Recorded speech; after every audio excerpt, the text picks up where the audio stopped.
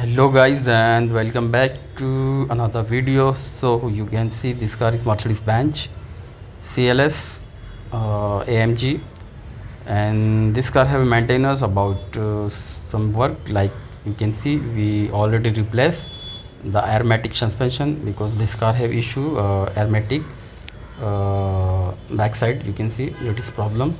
We already change airmatic balloon and also replace brake disc and brake pad, and the another side,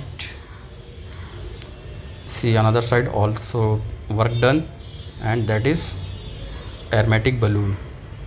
And this is old one, brake disc, brake pad. So you can see that is balloon, we already replaced, change, that is balloon, old one.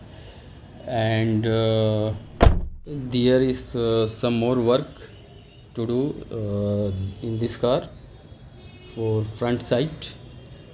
So well, you can see that is fan belt for engine fan belt, and one more, that is in gear mounting, gear transmission kursi,